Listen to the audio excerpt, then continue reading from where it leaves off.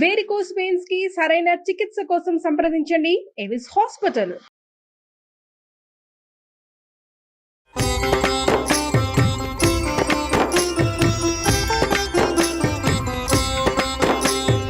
నమస్కారం. విష్ణు పురాణం 4వ రోజు పారాయణలోకి వచ్చామండి. ఈ భాగంలో పృథువు యొక్క గాథని వింటాం. ముందు భాగంలో వేణుడు అనేవాడి కుడి భుజాన్ని మధించి ఆ మథనంలోంచి పృథువు జన్మించాడని, అతని వల్లే భూమికి పృథివీ అనే పేరు వచ్చిందని అనుకున్నాము. ఈ నేలిన చక్రవర్తి ఆయన భూప్రపంచం మొత్తాన్ని ఏలాడట. భూమిని గోవుగా చేసి పాలు పితికి ఆ పాలతో చరాచర భూతకోటికి సంజీవన స్థితిని కలిగించాడు అని పరాశర మహర్షి చెప్పగా, శిష్యుడైన మైత్రేయుడు గురువుగారికి నమస్కరించి, గురుదేవ, మునులు వేణుని భుజాన్ని మధించటము, పృథువు జన్మించటము, ఆ రాజు భూమిని ఆవుని చేసి పితకటము, ఈ విషయాన్ని విస్తరించి చెప్పవలసిందని కోరుకుంటే పరాశరుడు ఇలా చెప్తున్నారట. అంగుడు మృత్యుపుత్రిక అయిన సునీధను పెండ్లాడి ఆమె యందు కనినవాడు వేణుడు. వానికి పట్టం కట్టి భార్యతో సహా తపశ్చర్యకై వనవాసి అయిపోయాడు. ఆ వేణుడు మాతామహ దోషం వల్ల పరిపాలన ధర్మపద్ధతిగా చేయక పాపపు పనులు చేసేవాడు. తాత ముత్తాతల నాటి అగ్రహారాల్లో పన్నులు వసూలు చేస్తూ బ్రాహ్మణుల్ని బాధించటము, న్యాయ పద్ధతికి విరుద్ధంగా ధనార్జన చేస్తూ దానిని దుర్వినియోగం చేయటము, వేదవేత్తలైన విద్వాంసుల జీవితాలకు వేడి కలిగించి రాష్ట్రం నుంచి వెళ్ళగొట్టటము, శుభప్రదమైన ఆస్తిక పద్ధతిని విడిచి పాషండ మతాన్ని అవలంబించటము, జార చోరులను దురాచారాలను ఆదరించి పోషిస్తూ ఉండటము, అసత్యమాడటము, ధర్మ మార్గాన నడిచే వారిని క్రూరంగా శిక్షించి ఏడిపించటము, పనిపట్టి సాధువులను బాధించటం వంటివి నిత్యకృత్యాలుగా ఉండేవాడు. ఆ కాలంలో కూడా ఇలాంటి ఒక దుర్మార్గుడు దౌర్భాగ్యులు ఉన్నారు. అయితే మళ్ళీ బ్రహ్మదేవుని దయ వల్ల మళ్ళా దాన్ని అంతటినీ సరిచేసేవారు. యజ్ఞాలు, వ్రతాలు, నోములు, జపాలు, దేవపూజలు చేయకూడదు, చేసిన వాళ్ళకి మరణదండన అని తన రాష్ట్రమంతా చాటించాడు. ఒకవేళ ఎవరైనా అతనికి బుద్ధి చెప్పడానికి ట్రై చేస్తే, ప్రయత్నం కనుక చేస్తే తనాపర అనే విమర్శ లేక శిక్షించి పుర నుంచి వెళ్ళగొట్టేసేవాడట. ఇలాంటి వేణుని దుష్టపరతకి ఫలితం అనావృష్టి, పాడి పంట ఏక్యమైపోయినాయి. ఏమీ లేవు, పాడి పంటలు లేవు, అనావృష్టి, అసలు వానే లేదు. ప్రజలు అన్నపానీయాలకి అలమటిస్తూ దిక్కులేని వారైపోయారు. ఆ దశలో మునులంతా కలిసి ఆలోచించి వానికి సద్బుద్ధి చెప్పి దారికి తేవాలని సంకల్పించి అతని దగ్గరికి వెళ్ళి పూర్వరాజుల చరిత్రలు చెప్పి, అలాంటి వంశంలో పుట్టినవాడివి, ఇలా చేయక నువ్వు వాళ్ళలాగా ప్రవర్తించకుండా ఇలాంటి ప్రవర్తన చేస్తున్నావేంటి నాయన, ప్రజల్ని కూడుగుడ్డ లేని దుస్థితికి తేకూడదు, తండ్రులు చేసిన మంచి పనులు కనీసం తండ్రులు ఒక రకంగా నిలబెడితే కొడుకులు దాన్ని చెడగొట్టకూడదు, అంత కాకపోతే కొంతైనా మంచి చేయాలని బాగా బతిమలాడారనమాట. మునుల్ని చంపటం, వేదాలను దూషించడం, దేవాలయాలు పడగొట్టించడం, బ్రాహ్మణులను ఏడిపించడం రాజధర్మం కాదు. యజ్ఞాలు చేసే దేవతలు సంతోషిస్తారు, వారి సంతోషం వాన కురిపిస్తుంది, దాంతో భూమి సస్యశ్యామల అవుతుంది, ప్రజలు పాడి పంటలతో సుఖజీవనులు అవుతారు. నీ ప్రవృత్తి వల్ల ఈ రకమైన ప్రవృత్తి వల్ల ఏమవుతుంది, దేశం దుర్భిక్షానికి గురవుతుంది, భూతకోటికి దినదిన గండమైపోయింది. మళ్ళీ చెప్తున్నాము, మీ పూర్వుల మార్గాన ప్రవర్తించమని పదే పదే చెప్తే కోపంతో కొరకొరలాడే వేణుడు, మీరు ప్రలాపన ఆపసేయండి, మీ పేలాపన ఎందుకు ఇలా ప్రేలుతున్నారు మీరు అని తిట్టాడట. నాకంటే మిన్నగా చెప్పదగిన వాడు లోకంలో లేడు, విష్ణువు నాకంటే అధికుడని మీరు చెప్తున్నారు, మీకంటే పిచ్చివాళ్ళు ఉంటారా, బ్రహ్మ విష్ణు మహేశ్వర్ల అంశలు ఉన్నవాడు నేను, కాబట్టి ఇంకా యజ్ఞం యాగం చేయక్కర్లేదు, నేనే దేవుణ్ణి అంటున్నాడు అనమాట. పతిసేవ ఇల్లాలికి పరమధర్మం, అలాగే నా ఆజ్ఞ అందరికీ అనుసరణీయం అని అనగానే మునులు శాంతించి నిదానపడి ఏదో చెప్పడానికి ప్రయత్నం చేశారు. కానీ వేణుడు వినలేదు, దేవతానింద పాట పాడుతూనే ఉన్నాడు. వాడి వికృత పద్ధతిని మునులు భరించలేకపోయారట.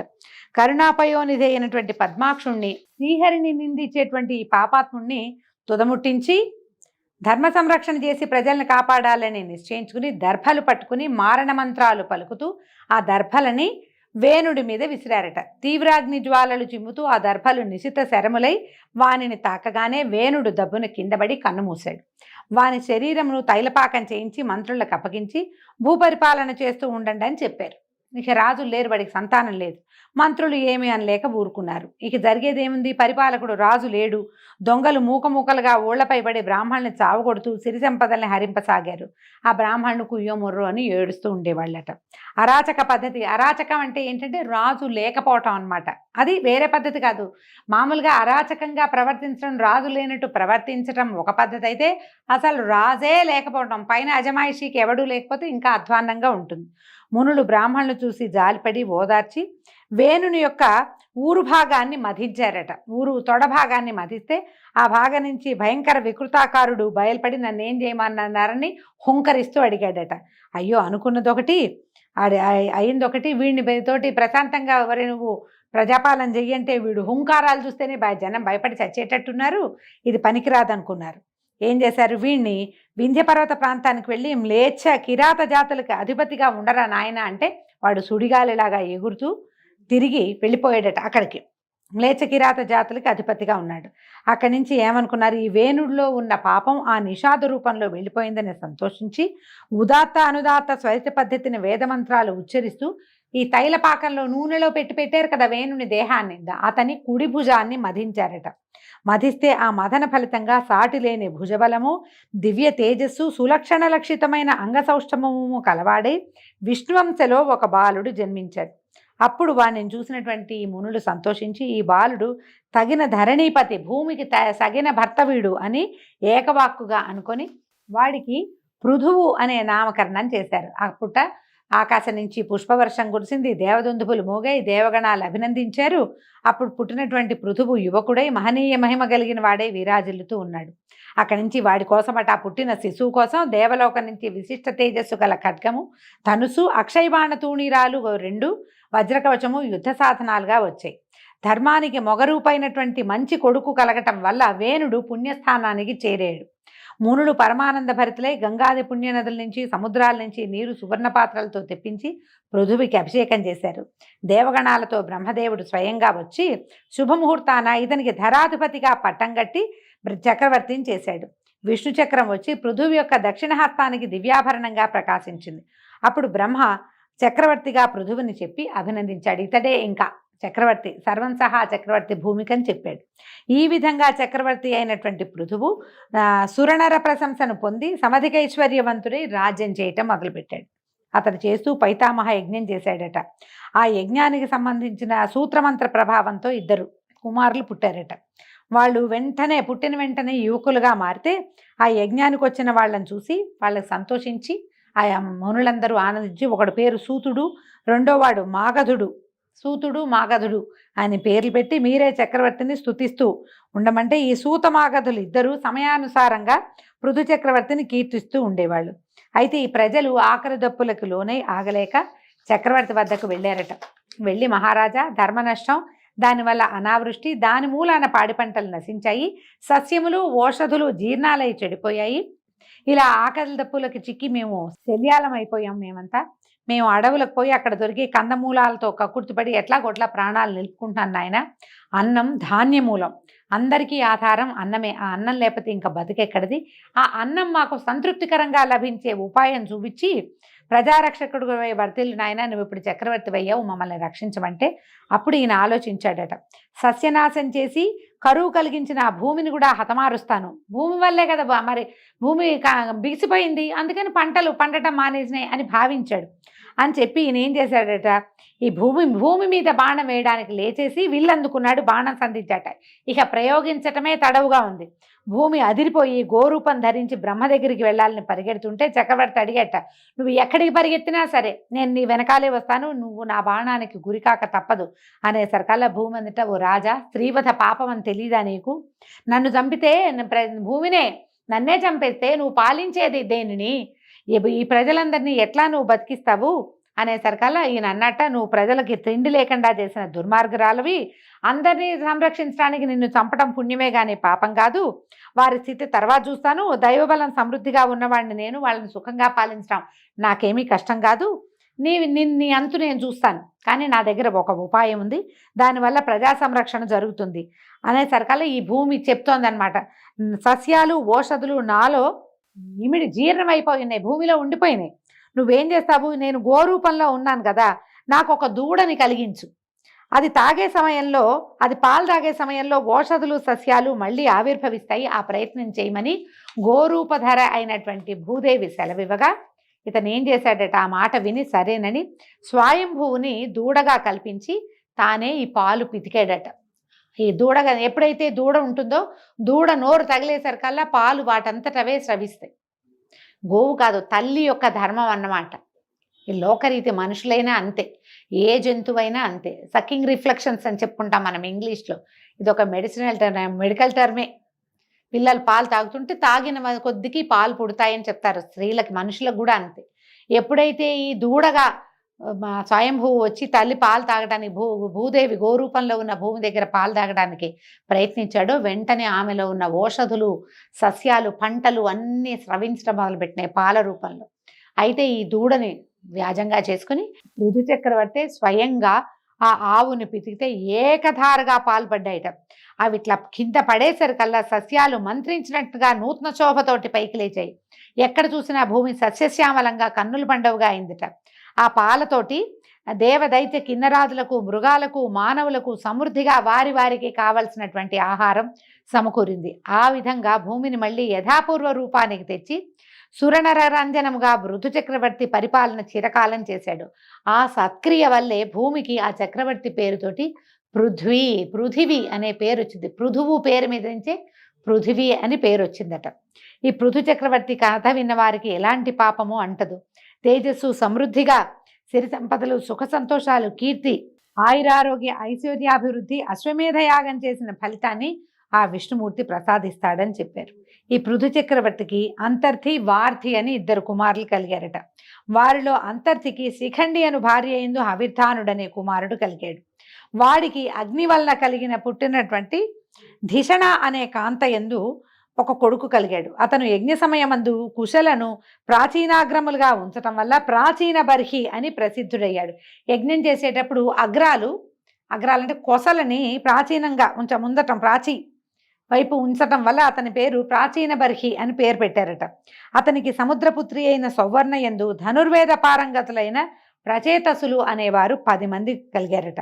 వారు భేదము లేని పద్ధతిలో ధర్మ ప్రవర్తనలై 10,000 సంవత్సరాలు సముద్రం మధ్యలో తపస్సు చేశారు అని చెప్పేసరికల్లా మైత్రేయుడు అడిగారు, ఈ గురువర్య, ప్రచేతసులు సముద్ర మధ్యంలో అంతకాలం తపస్సు చేయడానికి కారణం ఏంటి? ఆ కథ వినాలనుంది, అది ఏమిటి ఆ కథ, ఎందుకు తపస్సు చేశారు అని అడిగారు. ఈ ప్రాచీన బర్హి అనేవాడు ఇంద్రుడిలాగా భూవలయాన్ని ధర్మవైభవంతో పరిపాలించాడు. తన మాట జవదాటగా భక్తితో ప్రవర్తిస్తున్నటువంటి ప్రచేతసులనే కొడుకులతోటి ఒకసారి అన్నాడు, మీరు ధర్మ సమైక్యంతో ప్రవర్తించే బుద్ధిమంతులు కనుక మీకు అసాధ్యం ఏదీ ఉండదు. విష్ణువుని ధ్యానిస్తూ తపస్సు చేయండి. ఆ దేవుని అనుగ్రహం వల్ల భావికాల ప్రజాపతి శక్తి పొంది చరాచరభూత సృష్టి చేయండి అని చెప్పగా వాళ్ళందుకు అంగీకరించి సముద్రం మధ్యంలో ఉండి విష్ణువుని ధ్యానిస్తూ ఎంతో కాలం తపస్సు చేశారు. వాళ్ళకి విష్ణువు ప్రసన్నుడై ప్రత్యక్షమయ్యి, మీ తపస్సుకు మెచ్చాను, వరాలు కోరమంటే కమలా మనోరమణ, జగదేక పవిత్ర చరిత్ర, సరోజనేత్ర, శుభాలోకన, సకల లోకపాలన, మాకు ప్రజాపతి ప్రాభవాన్ని అనుగ్రహించమని పరిపరి విధాలుగా విష్ణువుని కీర్తిస్తూ తమకి కావలసిన వరాన్ని అడిగారు. అప్పుడు ఏం చెప్పాడంటే, మీ కుమారుడు దక్షుడనే పేరుతోటి ప్రజాపతి అవుతాడు అని వరం ఇచ్చి శ్రీపతి అంతర్హితుడయ్యాడు. అలాగా విష్ణువు వల్ల వరం పొంది వాళ్ళు సముద్ర మధ్యం నుంచి బయటకు వచ్చారు. ఇంతకాలం వాళ్ళు తపస్సు చేస్తూ సముద్రంలో ఉండిపోవటం వల్ల దేశం అరాచకమై చెట్లు తెగ పెరిగి భయంకరమైన అరణ్యంగా అయిపోయిందట. ఆ బాధ పోగొట్టాలని చంద్రుడు ఆలోచించి అవయవాల నిండు సొబగుతోటి మోహినీ దేవతను పోలినటువంటి ఒక కన్యను కల్పించి వారి వద్దకి తీసుకొచ్చాడట. మీరు దేశమందు లేకపోవటం వల్ల వృక్షాలు తెగ పెరిగి ఉండటంలో దోషం లేదు. ఇప్పుడు మీ కోపాగ్నికి చూడండి, ఈ చెట్లన్నీ మాడి మసైపోయినాయి. తపస్సు చేసిన వాళ్ళకి ఇంత దీర్ఘ కోపం ఉండకూడదు. చెట్లు మీకు అనుకూలంగా ఉండటానికి ఇదిగో ఈ కన్య ఈ వృక్షాల నుంచి ఆవిర్భవించి నా కిరణామృతం వల్ల పెరిగింది. ఈమె పేరు మారిష అని చెప్పాడు. ఈమెను గృహిణిగా పరిగ్రహించండి. అప్రమేయ బలుడైన సుతుడు జన్మిస్తాడు. ఆ కొడుకు మీకు నాకు గల తేజస్సు నుంచి భాగం పొంది దక్షుడనే పేరున ప్రజాపతి అవుతాడు. అతని వల్ల ప్రజా సమృద్ధి అవుతుందని సానునయంగా చెప్పగా ప్రచేతసులు అంగీకరించి చంద్రుడిని అడిగారట, ఈమె చెట్ల నుంచి ఎలా పుట్టింది, నీ కిరణ ప్రసారంతో ఎట్లా పెరిగింది వివరించమంటే మారిష యొక్క కథ చెప్తున్నారండి. ఇదొక విచిత్రమైన వృత్తాంతంగా కనపడుతుంది.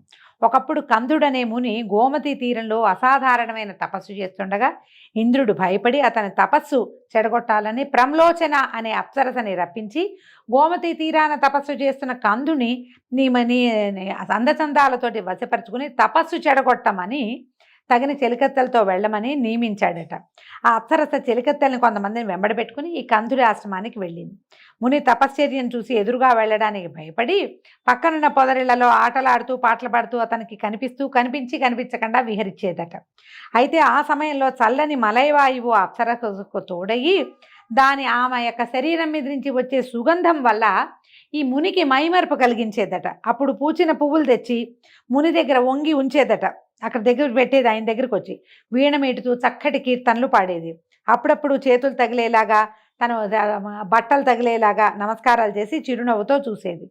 ఈ క్రమంగా ఈ విలాసాలకి వికారాలకి ముని తపోదీక్షకి స్వస్తి చెప్పి ఈమెతో సంసారానికి ఒడంబడ్డాడు. ఆయన ఒకనాడు ఏమన్నాడు, సరే నువ్వు నా మనసు దొంగిలించావు, నిన్ను నా కౌగిల్లో బంధించాలని భావిస్తున్నాను అనేసరికల్లా ఈమె ఏమంది, స్వామి నువ్వు మునివి, నీ మాట ఎందుకు కాదంటాను, నువ్వు ఏది కావాలంటే అది, నువ్వు ఎలా కావాలంటే అలా, నీ దగ్గర ఉండమంటే నేను ఉంటానని అతనితోటి ఉండిపోయిందట. ఎంతో కాలం వాళ్ళిద్దరూ ఇలా ఆయన ఇంకా ఈ స్త్రీ సాంగత్యంతో తపశ్చర్యకి స్వస్తి చెప్పేశాడు. ఈ దేవవేసి అయినటువంటి ప్రమ్లోచనతోటి హాయిగా ఉండేవాడట. ఇలా కొంతకాలం అయిన తర్వాత ఆమె చెప్పింది, ఏమిటి అయ్యా, నేను అప్సరసని దేవవేశ్యని, ఇక్కడికి వచ్చి చాలా కాలం అయింది, చాలాళ్ళు నేను తపస్సు పాడు చేశాను, నాకు సెలవు ఇవ్వు, నేను వెళ్ళిపోతాను అనేసరికల్లా నేను ఇంకా ఇంతకాలం ఇక్కడే ఉండిపోయానంటే ఇంద్రుడు ఆగ్రహిస్తాడు, నన్ను వదిలిపెట్టేయమంది అనేసరికల్లా ఆయనకి కందముడికి చాలా కోపం వచ్చిందట.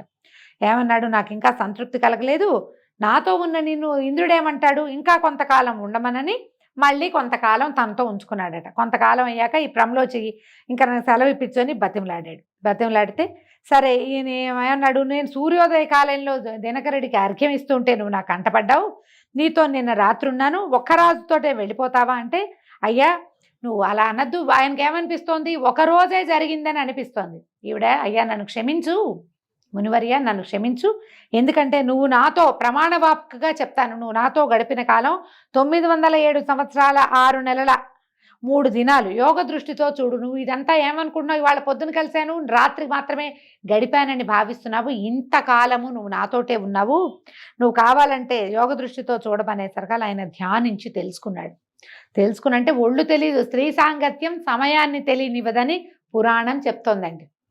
అయితే ఈయనకి కోపం వచ్చేసింది, అదంతా తెలుసుకునేసరికల్లా నా తపస్సంతా పాడు చేసేవు, ఇంద్రుడు కపటోపాయం చేశాడు, అయినా తప్పు నీది, అయినా ఇంతకాలం నన్ను అలరించావు కాబట్టి నేను క్షమించాను, ఇక నా ఎదురుగుండా ఉండద్దు, ఇంకెప్పుడు నా దగ్గరికి రావద్దు, మళ్ళీ ఇంకోసారి నా తపస్సు పాడు చేయడానికి రావద్దు, నేను కళ్ళు మూసుకుంటాను, నువ్వు వెళ్ళిపోమన్నాడు అని గర్జించాడట సింహంలాగా. చిత్తవు ఇక సెలవని ప్రమ్లోచి రివ్వున ఎగిరిపోయిందట. అయితే ఆ ఎగరటంలో ఆమె గర్భంలో ఉన్నటువంటి ముని యొక్క వీర్యము చెమటగా ఆమె అవయవాల నుంచి కిందకి కారిపోయిందట. ఏం చేసిందట, అక్కడ ఉన్న చెట్ల చిగురాకులతో చెమటని, ఒంటి మీద ఉన్న చెమటను తుడుచుకుని వెళ్ళిపోయింది. కందముని అక్కడి నుంచి వెళ్ళిపోయి పురుషోత్తమ తీర్థానికి వెళ్ళి ఈ అప్సరసతోటి గడిపిన అధర్మ ప్రవర్తన పాపం పోవటానికి బ్రహ్మసూత్ర స్తోత్రంతో మహావిష్ణువుని ప్రార్థిస్తూ తపస్సు చేసుకుంటున్నాడు ఆయన దారిని ఆయన. అయితే చెట్ల చిగురాకులలో కలిసినటువంటి ఆ ముని తేజస్సు నా కిరణాల నుంచి స్రవించే అమృతం చేత ఈ లతాంగి, ఈ అమ్మాయి రూపొందింది. ఆ మహాముని తేజస్సు దివ్యకాంత యొక్క గర్భరూపము, వాయువు చేత చెట్ల ఆకులలో పడటము, నా కిరణామృత దోహదము, ఈ విధంగా పుట్టినటువంటి ఈ మారిషకు సాటి కాగలిగిన స్త్రీయే లేదు. ఇంత అపురూపమైన సంగమం వల్ల ఈ బాలిక జన్మించింది నాయన. ఏ కర్తవ్యం మీరు దీన్ని పరిగ్రహించండి, దీని పూర్వజన్మ వృత్తాంతం చెప్తాను వినండి. ఇది ముందు జన్మలో ఒక రాజపత్నిగా ఉండేది. అనతి కాలంలోనే వితంతువైపోయి ఏ సుఖము కోరక శ్రీహరి భక్తురాలైంది నాయన. విష్ణువు ప్రత్యక్షమయ్యి, లలనా ఏమి నీ కోరికంటే, బాల్యం నందే వితంతువయ్యాను, మరి కామోపభాగం లేకుండా నేను మరణిస్తున్నాను కాబట్టి ఆ తృష్ణ తీరేలాగా నాకు భర్తలు ఎక్కువగా నా వారు కావాలి, నేను అయోనిజనై ఉండి వారితో సుఖించి ప్రజాపతి అయ్యే కొడుకుకి కన్నతల్లినవ్వాలని కోరుకుంది. హరి తథాస్తు అని అంతర్హితుడయ్యాడు. అదే ఈ మారిషగా రూపొందింది. మనకి ద్రౌపదీదేవికి 5 భర్తలు ప్రపంచంలో ఎవరైనా ఉన్నారా అని అడిగితే ఈ మారిష వృత్తాంతం మహాభారతంలో చెప్పబడుతుంది. మారిషకి 10 మంది భర్తలట. అయితే మీరు దీన్ని పరిగ్రహించండి అయ్యా, ఇదే ఆ మారిష.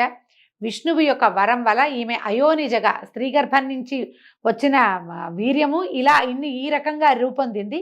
అపురూపమైన కలయిక వల్ల జన్మించింది ఈమె అయోనిజ, ఈమెను స్వీకరించండి అని చెప్పాడు. అప్పుడు ఇప్పుడు ఈ మహానుభావుడైనటువంటి ప్రజాపతి అయ్యే కుమారుడు కలుగుతాడు. ఇది మహావిష్ణువు యొక్క అనుగ్రహము.